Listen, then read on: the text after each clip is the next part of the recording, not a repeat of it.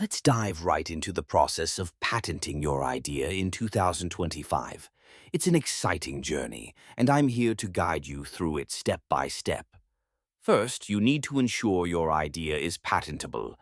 This means it must be novel, non-obvious, and useful. Think about it. If your idea is something that's already out there or is just a slight tweak on existing products, it won't qualify. Take a moment to really analyze your concept. Ask yourself, what makes my idea unique? If you can answer that confidently, you're on the right track. Next up is conducting a prior art search. This is crucial.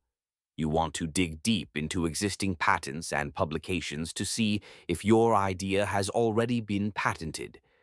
Use resources like the United States Patent and Trademark Office, USPTO database, or Google Patents.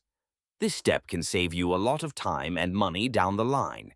If you find something similar, don't panic. It might still be possible to tweak your idea to make it patentable.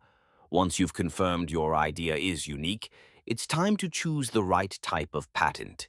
There are three main types: utility patents, design patents, and plant patents. Utility patents are for new inventions or functional improvements. Design patents protect the ornamental design of a product, and plant patents cover new varieties of plants. Choose wisely based on what your idea entails. Now, let's talk about filing your patents. You have the option to file a provisional patent application first. This gives you a year to test the waters and refine your idea while securing your filing date. It's a great way to establish your claim without the full commitment of a non-provisional patent application. After that year, you'll need to file your non-provisional application, which is the formal request for a patent. This is where you'll provide detailed descriptions, claims, and drawings of your invention.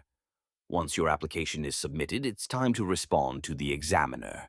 This part can feel daunting, but remember, the examiner is there to help you navigate the process. They may ask for clarifications or modifications. Be prompt and thorough in your responses. This back and forth can be crucial in getting your patent approved. Finally, let's discuss maintaining and monetizing your patent. Once granted, you'll need to pay maintenance fees to keep your patent active. But don't stop there. Think about how you can monetize your patent. You could license it to other companies, create your own product line, or even sell the patent outright. The possibilities are endless, and with the right strategy, your idea can turn into a profitable venture. Patenting your idea is a journey filled with challenges, but with the right steps and a bit of perseverance, you can protect your innovation and make it a reality.